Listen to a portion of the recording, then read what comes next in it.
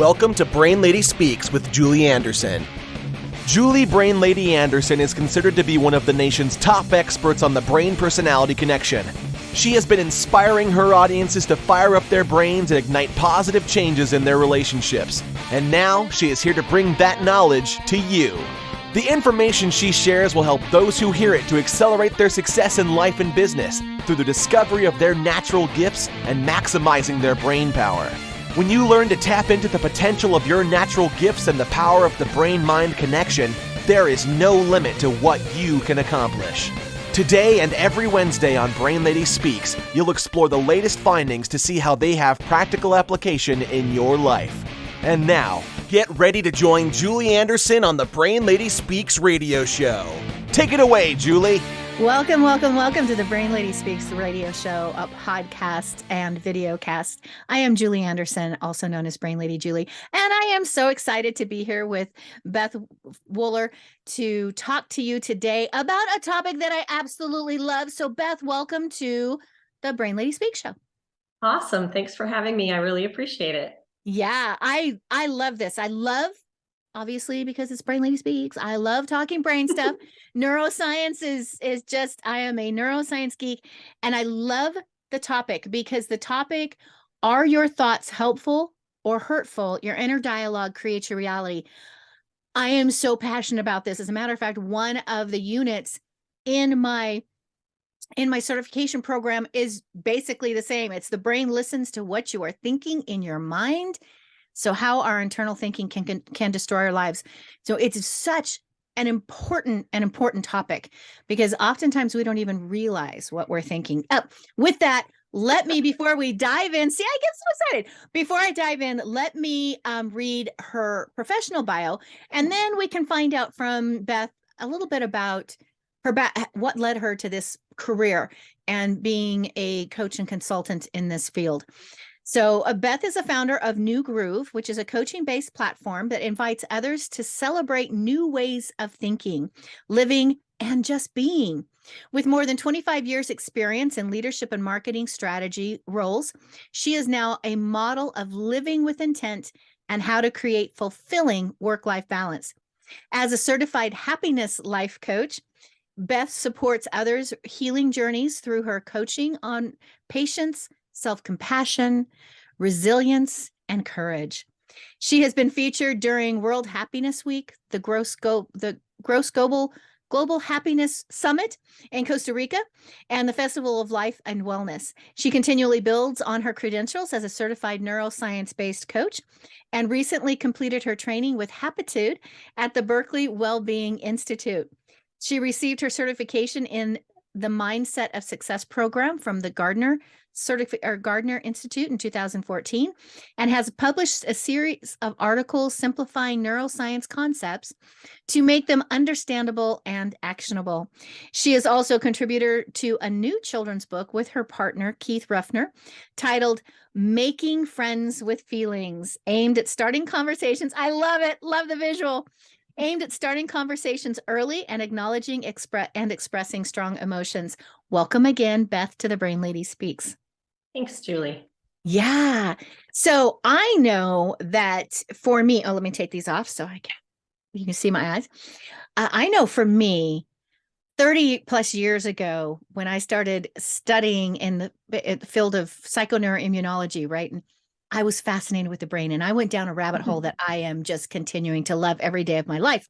So tell me, what led you to this point and creating the business and the consultancy that you have? Sure. So a couple of things.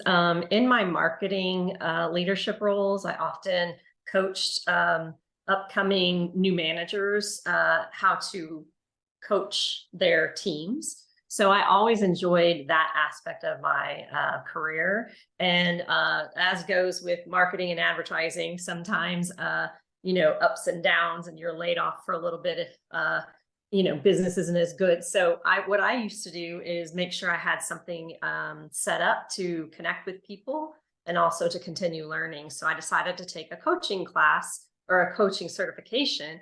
And when I was looking at them, neuroscience and spirituality, I was really drawn to the neuroscience, and the spirituality, I was like, let's see what this is. So as I talked to Dr. Gardner, I really enjoyed what we were talking about. So that's kind of how I got into the coaching program, to start originally on a little bit more somber note. When I was 12, my mom was diagnosed with a major brain illness. And so she had varying diagnoses in and out of hospitals and things like that for my teenage years. And so for me, what that turned into, of course, there was depression and abandonment ideas and things like that. But what it really turned into was a lifelong pursuit toward inner peace and understanding how I can take care of myself even when others aren't. So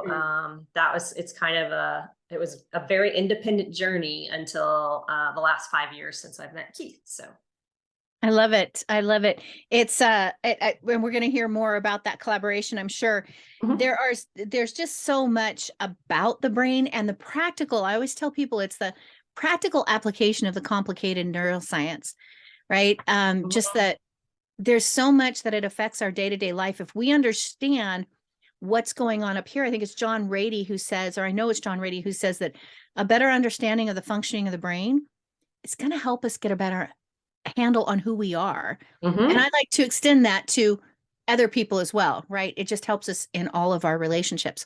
Right. So we know now how you kind of got to that, that place where you're now working in collaboration with. Now, is New Groove something that you had before? Yeah. And this is the logo. So what it is your old neural pathways and the new ones spawning off of it. So it's about living with intention and all of the things you said earlier, but also helping people rewire their brain from negative thinking to positive thinking, which is why you've got the long existing neural pathways and you've got the new offshoots in the end. So that's very cool. It was something I came up with the name while I was in that coaching class to get the certification. And so it was just, as a marketer, I knew having a powerful name that honestly, like a Google, like somebody's not thinking of that name, New Groove. Right. So I had that for like 6 or 7 years before I founded the company even, but I knew it was there and I knew I was going to use it because to me, it's all about the new grooves in your brain. And so it's a new groove in your life. It kind of ties in a little bit with COVID, what are you doing differently than you used to? So it has a lot of, it's a multifaceted application in my perception. So I love it. Very cool. So you work with the neuroscience and you talk about, and the title is this inner dialogue, right? Your thoughts. I tell people your brain listens to absolutely everything you are thinking. So you've got to be careful what you're telling it, right?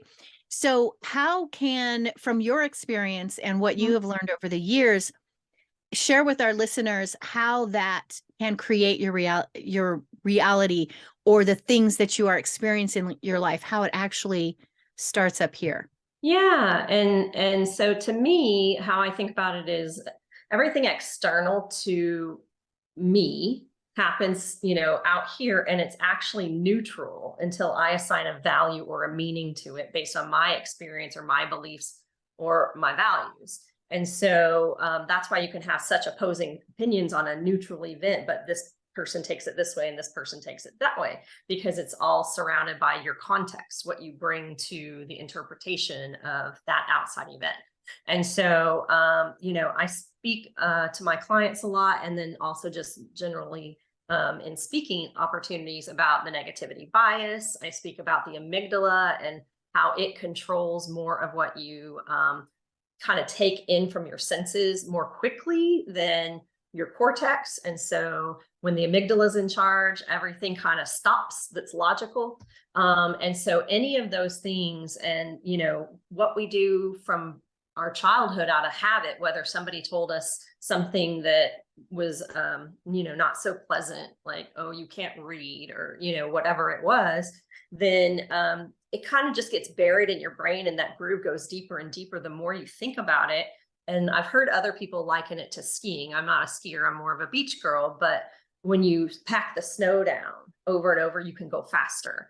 And so the neural connection just is so speedy, and so if you already have some of these negative thoughts toward yourself, or even if you kind of are hard on yourself when something goes wrong or you've taken a misstep, then it's you are injuring yourself and your heart. But when you start to listen to what is inside, you're giving yourself compassion and grace and getting to know yourself, which I find important, but I know not everybody in the world does. So that amygdala is part of what we call the limbic system, right? Mm-hmm. And that is in an automated portion in your brain, and it works 80,000. You said works faster. Technically, they say 80,000 times faster. That's huge faster. So it takes over and you don't even know what's going on. And the problem is like you said, you don't think, because it sucks the oxygen and the energy out of the thinking portion in your brain and uses it, for other things in your body. But when it does that, so you can't even figure out, you don't even realize that it's happening. That's right. And it's running this autopilot and these negative feelings, or these negative feelings that lead to negative acts or negative actions, or just the depressions and all of these other things, because it's working so fast. And I like the analogy. I use that when I show people those, those solid neural pathways. I always show a picture of the Grand Canyon. Like, that's how deep some of those ingrained, it's been thought of so many times that it's just worn away, this canyon. But I like yours with the fact that the snow packs and it makes it that much faster. Right. That much faster, right? For those things to just automatically go. So the key is to pull it out of that automation, right? So what is just give a real quick tip. What is one thing that the listeners could do, or that you help your clients do right now, that can start to rewire and create those new grooves in your brain? Well, I love that. So from a marketing background, there's awareness, consideration, trial, purchase, repurchase, right? So same thing with when you're learning any new behavior, really. So you have to have awareness of it. That's the first thing. Trial is you have to actively try to do something about it in this case, so in that half a beat, which is not long, but you have to start recognizing you have the opportunity as soon as some input comes in, some stimulus through any of your senses, and understanding that you might have a knee-jerk reaction to something. Just being aware of that is honestly the first hurdle. The second one would be try to practice identifying, oh, I just reacted like way so fast. I wonder what, it's basically an unmet need or a hurt that hasn't been healed. What's driving me to react this fast and this intensely? And Right. So you can either see that in yourself, or you can also see that in others, just to continue to educate yourself that this is a real moment in time that you can actually sit and choose to do something different, even if you have to interrupt the conversation and say, I need to run to the restroom or something like that, right? So you just take a beat for yourself, take a moment for yourself and go, okay, where's this overreaction coming from?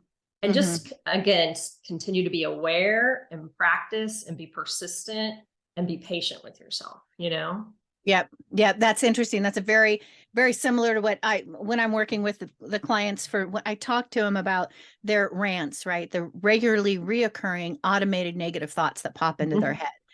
And then how do you get a handle on those? And the first one is always awareness. I teach the ACT method. And the first one is the A in that is awareness, right? You have to start being cognitively aware of what's happening, because some of these habits are just they're automated. It's just feelings that are just automated. Yeah. And we don't really stop and think about it, so through different techniques, right? That I like that. I'm in full agreement with you, right along the same line. I have an example of that, like from my childhood. It maybe the listeners or viewers can relate to. Since I was raised by, I guess, the very beginning of the baby boomers, They weren't really associating much with feelings, like as a success metric for raising their children. And so when I would cry when I was young, and this was for very many years as I lived at home, they would literally tell me to go to my room and come out with a smile on my face. So I wasn't acceptable or loved or embraced when I was having what they perceived as negative feelings, but how probably you and I know that feeling, whatever feeling, can be a warning sign of something going on. And they weren't aware enough, and that's okay. Different generations have different focuses, so, and even just individuals and people. So, I think that that's a really good example that, so for most of my life, I had to unlearn and find out that it's okay when I share emotions and everybody doesn't go running the other way or turn their back on me, and things like that. So it was a gradual process. But now I kind of live full out who I am, and I cry when I cry. And if the other person's uncomfortable, I wish they weren't. I wish they were okay with, showing emotion, because it's just natural and human. And sometimes I've realized now when I cry like quickly and a little less, and then I keep moving on in the conversation. It's just, how does the other person react to it that gives me pause or not. Yeah. And people don't understand it's healthy. You keeping those feelings bottled inside is bad for you physically in your body, not just in your brain, but it's bad for you. So being able to learn to move through the emotions. And yeah, you're right. It doesn't mean that you have to sit in that emotion for weeks and weeks and weeks. It just means feel it in the moment and process it and understand what's going on. Now, one of the questions that we have for you is regarding negative bias. And this is something that is just so fascinating to me, that the brain is actually, or tends to, and a lot of people feel it's inherent, and they have their different philosophies as to why this negative bias that we tend to have. How do you overcome that? How do you help your clients overcome that? Again, the first thing is being aware of it, right? I mean, it is a fact. I've seen a few different things, but they all point directionally to it's a fact, not an opinion, that we do have an inherent negativity bias. And so I like to educate them of where that comes from to start. And generally, it goes all the way back to cave people days, right? And so in the cave people days, when a saber-toothed tiger would be coming after you, it was really important to have a quick reflex and a quick reaction so you could stay alive. So a lot of our negativity bias is inherent from ancestors and more than like centuries ago, where people were that awareness that you could act faster than the next guy saved your life, Yeah. And so to me, it's like, okay, so back then it was a lot of physical threats. It was like, okay, listen for the sound of anything approaching. But now, in our modern world, there are still some physical threats, but more than that, you almost create your own negativity by not understanding that when an emotion comes up, it's not negative. Like a lot of people assign that to bad emotion, good emotion, but really the emotions are neutral. And so these days it comes down to, how you feel is kind of the new replacement for the saber-toothed tiger, but you're not in that much danger. You don't have to do self-preservation like you used to, but that's why some people have the big reactions too, is whether that's inside and you're not reacting outwardly where anyone can hear it, but you're like, oh, I should have done that better, or I should have been faster, or I should have done that harder, I should have worked harder or whatever. When you give yourself those kind of that inner dialogue, you're treating yourself like you should. It blows me away because I used to have it. I totally know how it feels.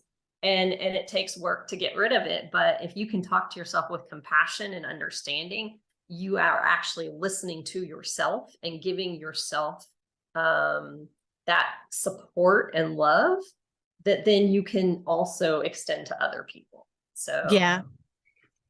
And it's when you constantly go through that negative spiral, you're reinforcing that negative pattern and neurons that wire together or that fire together, wire together. So you're just reinforcing it and making it happen even stronger next time. And you're encoding your DNA. So you're passing it on to future generations. So, and it takes so much work to start flipping that into the positive, but it's so worth it when you can actually do it. Now, you talk about self-compassion also with your clients and with and the things that you do. How does someone actually do that? Be like, really, what does that look like? What does it feel like for individuals who struggle with that? Oh, that was so stupid. I don't know why I did that. Why can't I do that better? This happens every time I try to do this. What, right? How do you get them to be more compassionate with themselves? So I've been in cognitive behavioral therapy for my life, and you kind of know the automatic thought, and then you reframe it to a more balanced thought. That's kind of a very shorthand version of it. And so to me, first, again, it starts with awareness. Everything always starts with awareness. If you don't know that you're hurting yourself every time you give that kind of feedback to yourself internally where no one else can hear it, as soon as you're aware of that, hopefully you care enough to start understanding what you need to do. And so to me, it depends on the situation, right? It depends on the client, but ultimately it's, kind of taking an inventory of how many times you give yourself kudos versus how many times you give yourself these negative reinforcing thoughts. And because of that neural pathway that fires so fast, it's natural to just go to the negativity bias. So you have to realize it's going to take a longer time to unlearn this whole dynamic inside yourself than it ever learned when you're, a kid and you're like, oh, they said that about me, or you're, wherever you get this externally, right? You have to start understanding what self-love looks like. And I know a lot of people talk about self-compassion, and I also like to go towards self-love because I think compassion is the first step towards that. Or an important step towards that. But ultimately it's about journaling. It's about recognizing when it's happening. It's about showing them the examples. I have this little brain graphic that has all the positive stuff on one side and all the negative stuff on the other. So do you hear yourself saying these things or these things? And, over time also as a marketer, I like things that are measurable. And so, if the client's open to it, basically writing down roughly the number of times percentage wise on any given day, and then get their commitment to patience, persistence, and practice. And then from week to week, start to look at, the trend lines of how they're talking to themselves. And if they're not going a certain way, we talk through that situation and try to understand what's being triggered in them, or how come they can't give themselves that grace. Yeah. And that's a very good practice, that journaling or brain dumping, as I like to tell people, do it at the end of the day and really don't focus on the things we tend to focus on, especially as entrepreneurs or, or moms, or it's like, oh my goodness, all these things I didn't get done today. Rather than looking at it, because, we need to be aware of what we need to do tomorrow that we didn't get accomplished today for sure. But you look at it and go, man, look at everything I did get done today. So you start writing down the positives and doing that brain dump where you're listing those out, and I think another good thing to do too is literally write down compliments that you get, no matter how big or small they are. Because one of the things, I do a lot of paid speaking. And if I ever get like waffly, which doesn't happen very often, but if I ever am like, boy, this is a big gig, there's a lot on it, and I gotta really bring it. And if I ever get in that kind of, I feel like myself pulling into that negative space, I pull up the testimonials I've gotten and I start reading them out loud, right? Like literally. So you can do that. You can start writing those things, that positive things that other people have said, or oh, that meal was wonderful, or, oh, that you always keep the house so nice, whatever it is, right? Every little compliment, write them down, because then you can start reading them out loud, because the brain listens differently, fires differently when you're hearing it out loud versus when you're just thinking it in your mind. Yep. Because I like doing that because it's, you can everybody can always use that little extra boost. Oh, okay, wait, I did do this right. Or your garden looks so beautiful. Well, that's because I put a whole lot of, put those positives. I like that. And you can also consider the source, right? Like Yeah. if the person who's giving you whichever, positive or negative, Right. even if it's like this huge positive, you're like, I understand they're kind of new to this and it's a good thing, right? You're not like trying to undo their compliment, but just knowing their perspective and knowing where they're coming from adds some context to what they're saying to you, whether positive or negative. And especially if it's negative, you can, I trust my inner me versus this opinion over here. And I'm doing what I know is right for me. So it's a lot about self-trust too. Yeah. Yeah. And when you walk down that's like a lot of the thoughts that we have, the negative thoughts that we have towards ourselves go back, like you said, your trauma went back to the situation with your mom. Mm-hmm. And a lot of times a person's trauma, even if it's those I shouldn't say even if it is oftentimes, if it's not a physical, but it's a verbal trauma that they experienced because of insignificant things said to them by significant people in their lives. Right. That is something that you can go back and go, okay, wait a minute. My dad was very verbally abusive, but I can look back as an adult and go, wait a minute, that man was messed up. Like his life was, so that's a beautiful thing. Consider the source. Mm-hmm. He was saying negative things about me because he felt cruddy about himself. And that's the intergenerational trauma, right? I mean, it's so subtle how it gets passed down. And I'm not a parent. Keith is, I'm not, but I just understand the dynamic of being on the child end of it.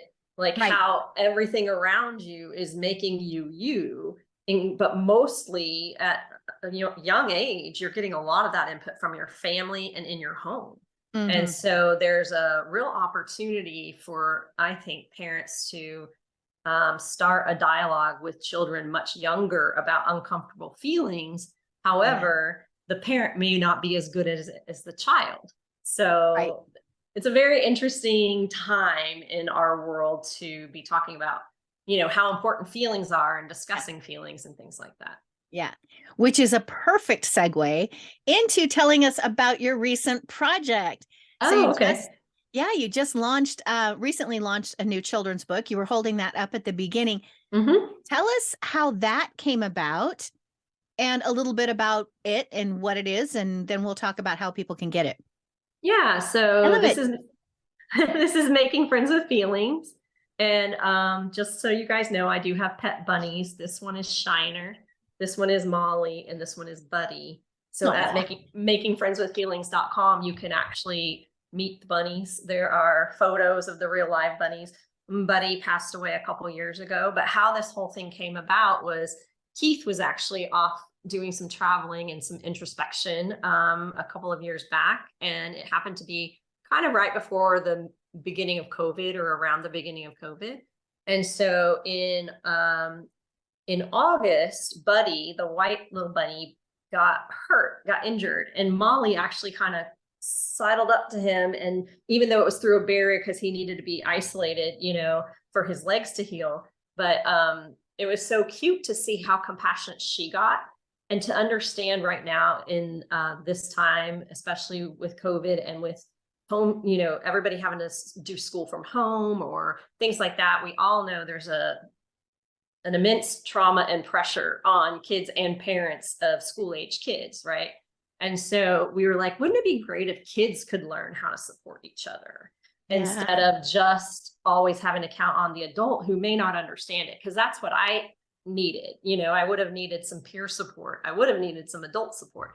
But so Keith as well, so both of us had somewhat tumultuous childhoods or, things that kind of impeded us being successful in relationships with others. And so when he came into my life and I had New Groove, he's like, how do I contribute? How do I be a part of it? Like, how do I make a good stand on my own with the same amazing mission of helping the world suffer less, love more, and heal one soul at a time? And he's like, I love the mission. What do I do?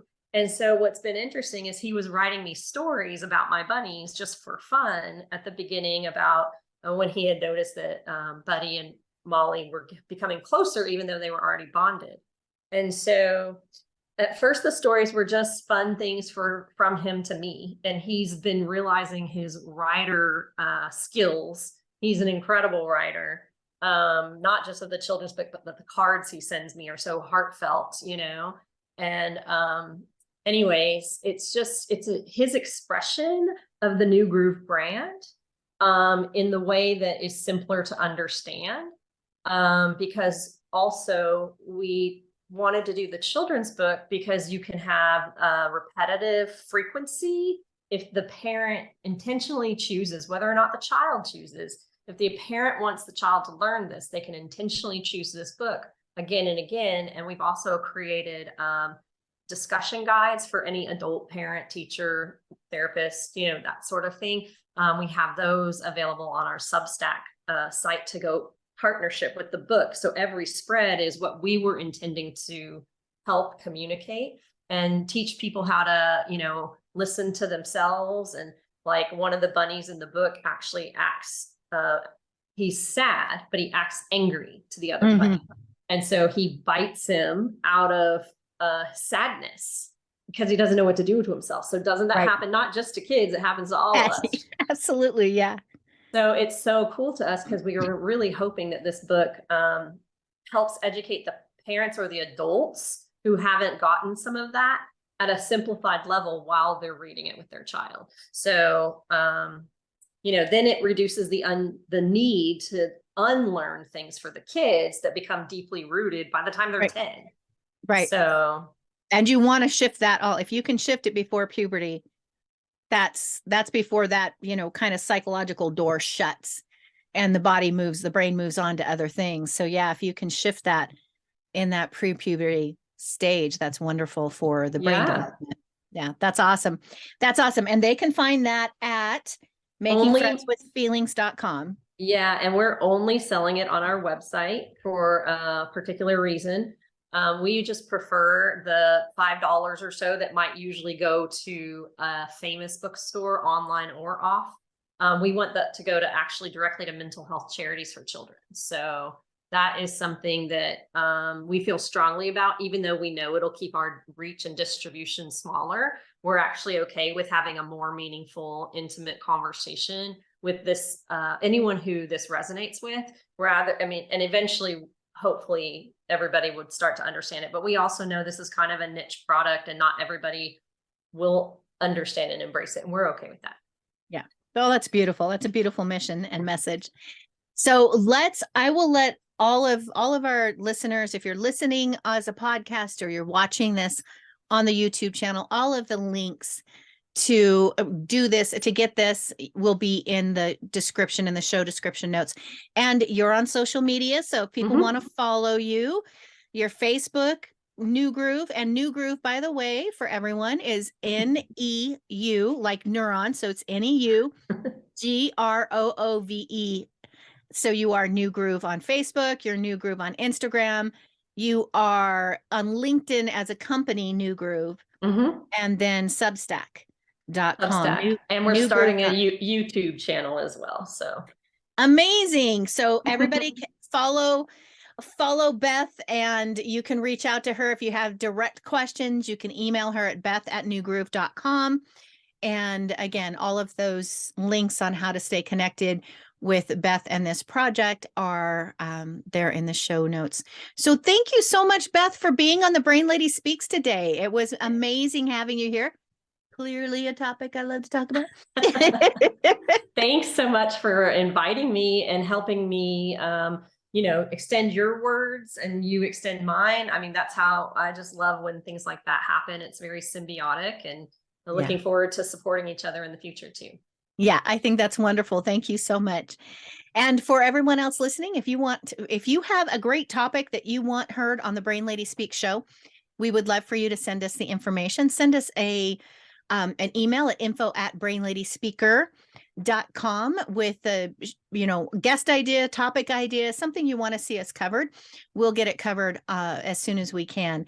If you have a topic that you think would resonate or works well with the Brain Lady Speaks and you would like to be featured on the Brain Lady Speaks show, then please, by all means, again, shoot us an email, info@brainladyspeaker.com. You can follow me on all of the social media outlets. I'm pretty much always Brain Lady Julie. On Twitter, I am just Brain Lady. And so Facebook, Instagram, YouTube, it's all of those places. It is Brain Lady Julie, and I would love to interact with you. Also, this is a good topic. This is a wonderful topic. And I think there's some breakthroughs that people can have.